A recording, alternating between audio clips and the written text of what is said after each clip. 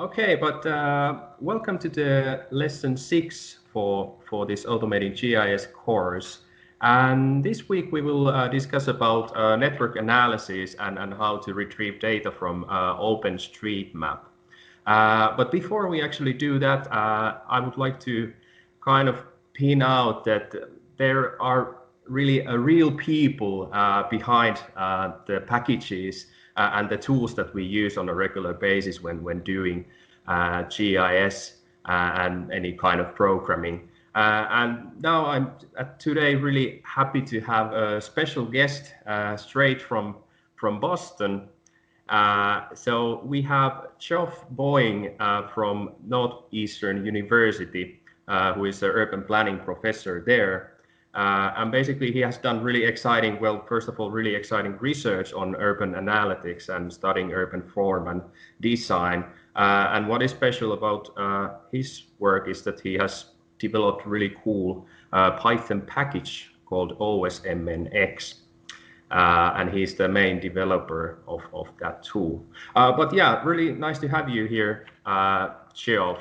So we could basically start if you could really shortly introduce yourself. Thanks for that introduction. So very briefly, I'm Geoff Boeing. I'm an assistant professor at Northeastern University in the School of Public Policy and Urban Affairs. I primarily teach in the Urban Informatics program. Most of my research looks at understanding urban form, particularly through street networks and big data, and also understanding how technology platforms shape housing markets and also planners' ability to understand affordability conditions in those housing markets. So today, I guess we'll be talking mostly about that first pillar of research. Yeah. And almost all of that work that I've done relies on this toolkit called OSMnx. Yeah, so it would be nice if you could kind of give a bit of introduction of what you can actually do with OSMnx. And I have some slides here that I can actually share with you. So yeah, feel free to go through the materials and sure. Explain it.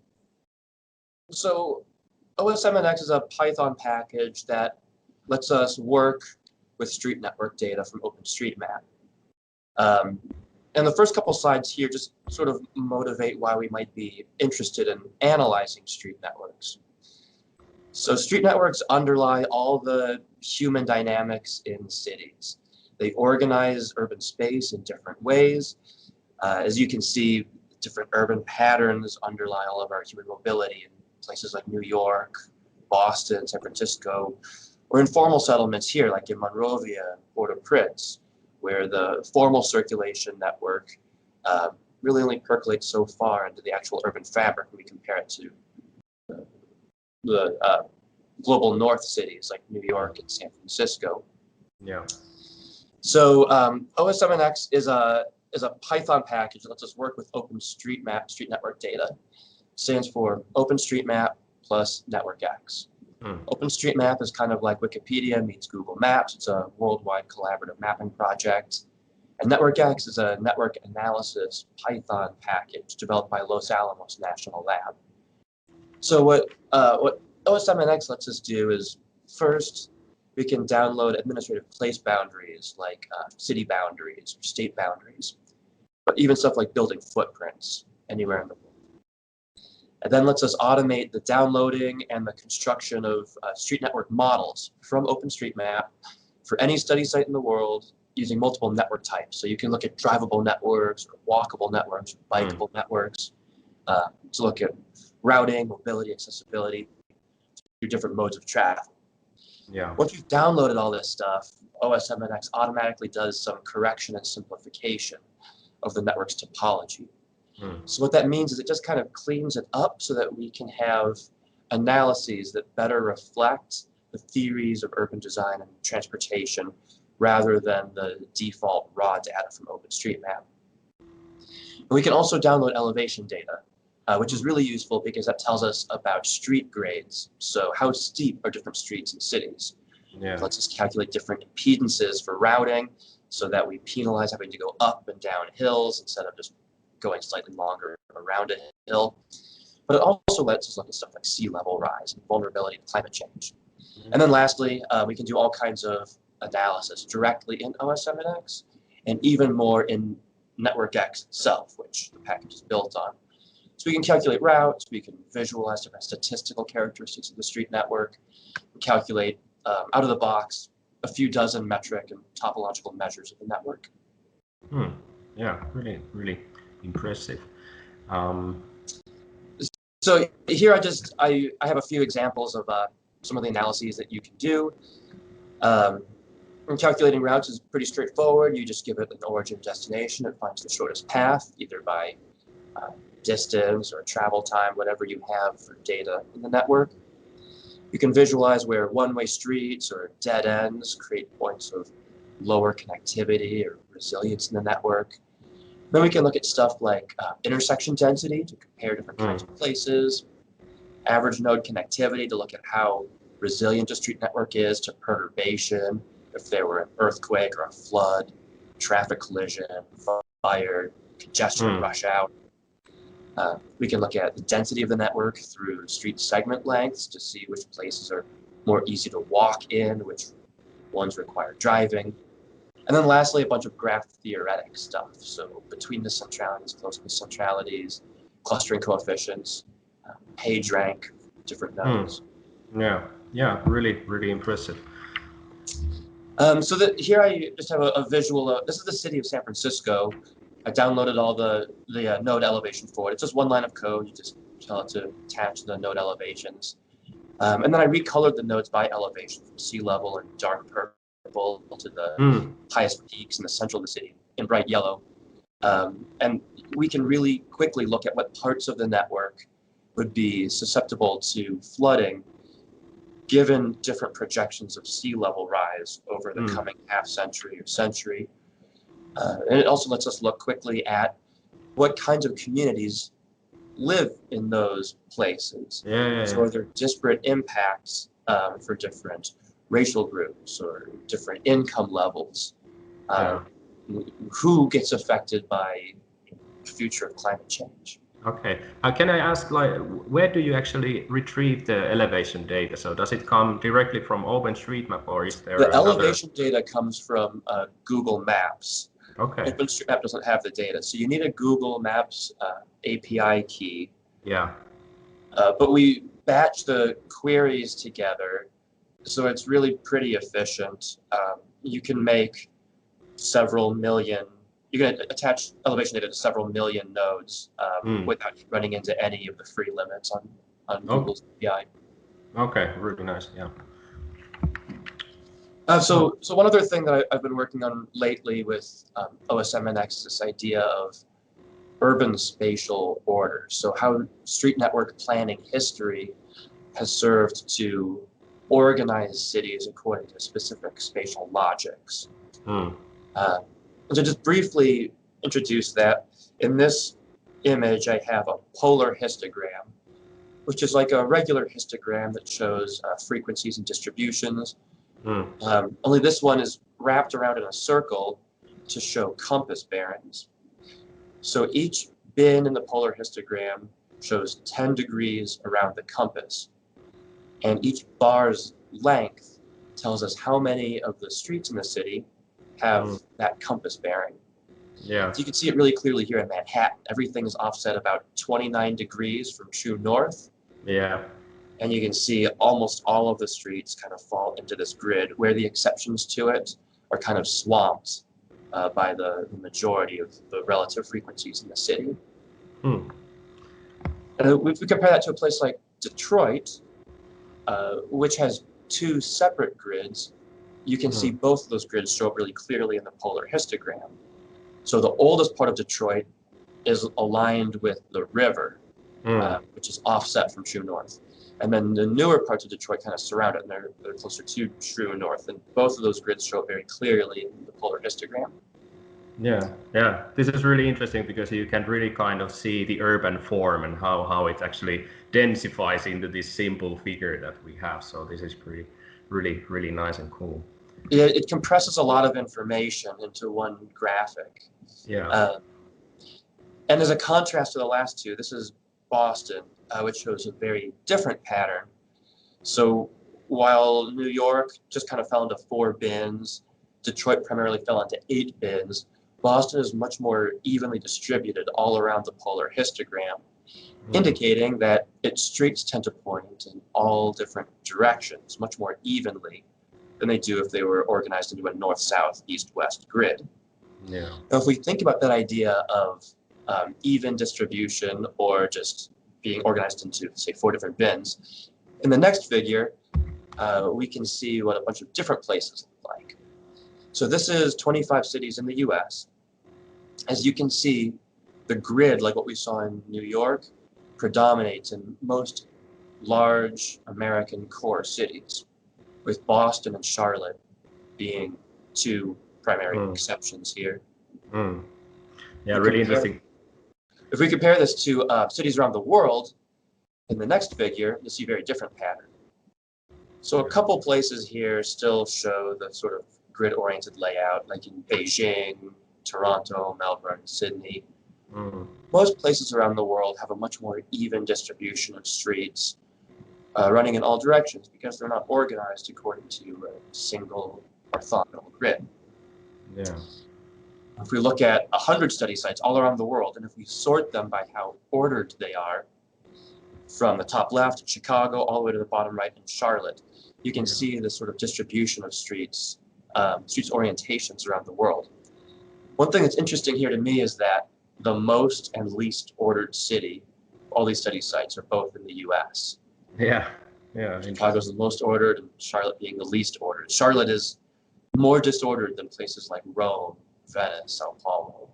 Yeah.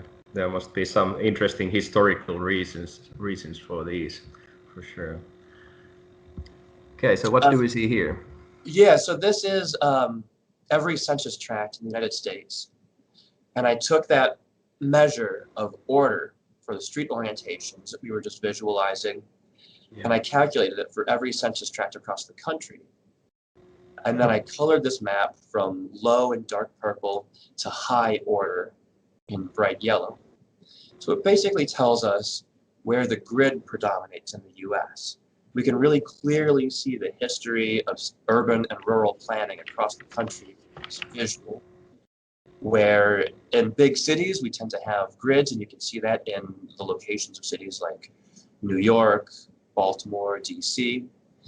But we can also see the history of settlement in the Midwest and the Great Plains in the center of the country from the mid to late 19th century, where the Thomas Jefferson-inspired grid system was laid out to help railroad development and quick land speculation in these nice, rational, square-mile plats all across the country.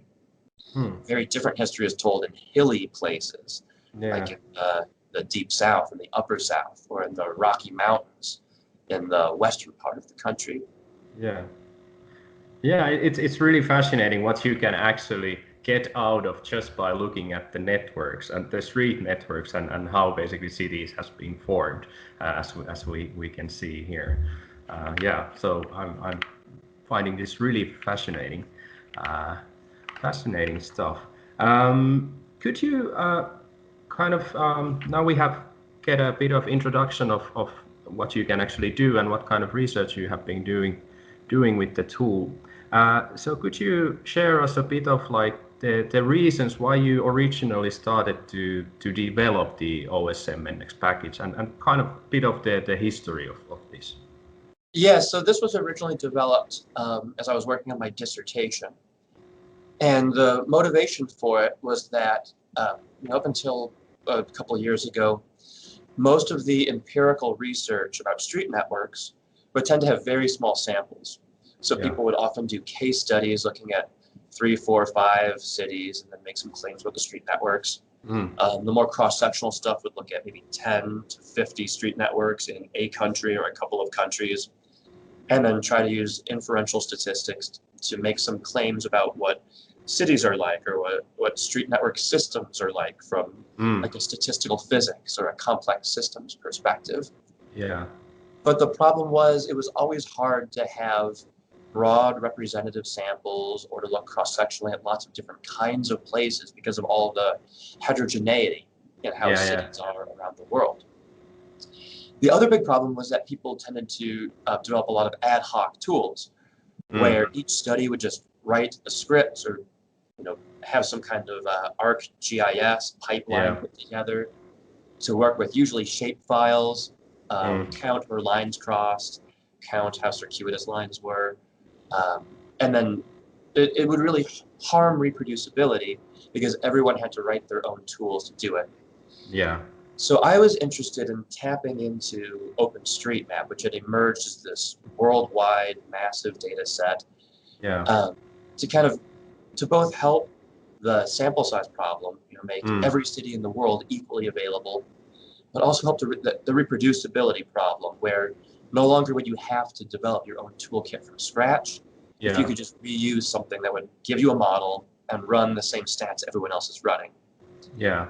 So that was the motivation, and then my dissertation empirical work ended up using it to look at street networks around the US, and now increasingly I'm looking around the world. Yeah. When did you actually start developing the package? I started developing it in the summer of 2016. Oh yeah. So it's and then I put a beta version out while I was working on my dissertation, maybe in December of 2016, on PyPI and on Conda. And then as my dissertation was wrapping up in the spring of 2017, I had the first official releases out there. Yeah, and I guess it has become quite a popular package, especially now as well. For example, how I use it quite a bit is to really fetch OpenStreetMap data, and that's the best package available for doing that. So it's thank for for actually developing that and starting out that project, because it's indeed really helpful for GI science as well. How do you see the future of the package? So are there still some new features that you would like to kind of add on the OSMnx? Yeah, certainly. And I mean, and you probably have some good insight into this as a feature contributor yourself. Yeah. Yeah, so the funny thing with this kind of software is that so much of it was developed in the beginning as this sort of rush process of trying to get a dissertation out the door. Yeah. I had originally just developed it as a small set of functions, just to let us download from OpenStreetMap and make a quick little NetworkX graph. Yeah.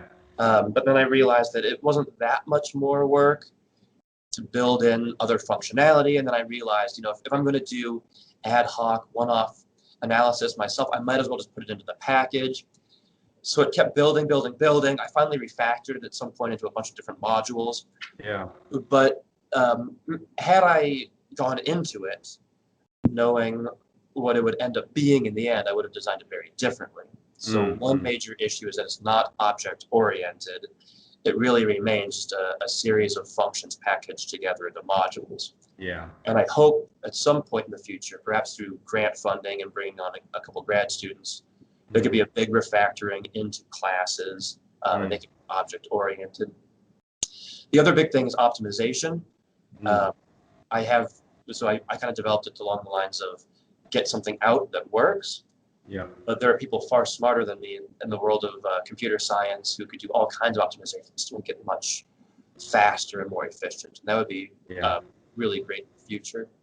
But beyond that, a lot of the specific end user feature improvements would just be being able to work with more OpenStreetMap data. So the points of interest module is I think a really important area for opening up the usefulness of a lot of OpenStreetMap data to end users. I think for routing, being able to model relations better, so we have restrictions on left turns or turns at certain times of the day and stuff like that. Being able to bring more of that into the model would be really cool in the future. Yeah, sounds really good. You already mentioned a bit about the kind of that it could be optimized a bit, but related to kind of the coverage or the scalability of the tool in a way that what is basically, if I would, for example, like to download the street network for whole Finland, so would I end up in kind of running my computer for a couple of days and crashing, or do you have some kind of thoughts about the scalability in that sense? Yeah, so a couple comments. The first is that you're only limited to your computer's memory. So it has to build the model in memory, Yeah. but you can download unlimited data from OpenStreetMap. So the server has memory limits, and if you exceed it, it'll crash the query.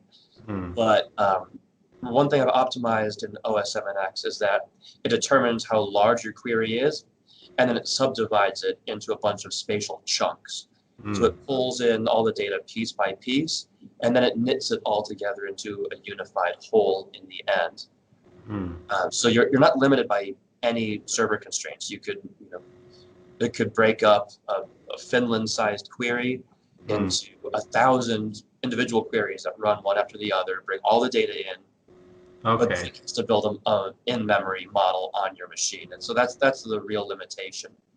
The nice thing is, typically, if you're looking at a nationwide model all at once, you're usually not trying to model it all the way down to the individual residential streets and footpaths.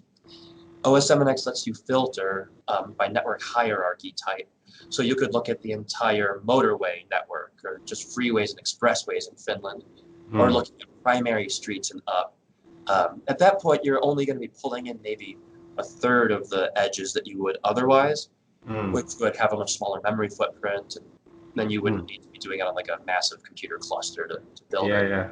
Yeah. Okay, sounds really good. And so basically there are no kind of rate limits, for example, to use Overpass API that is basically used in the background. So That's right. So there are rate limits, but OSMnx handles it all for you automatically. So it checks with the server. And if the server has throttled you, it just delays for how many seconds the server tells you to delay, and then it makes the next query. Yeah, that's really awesome.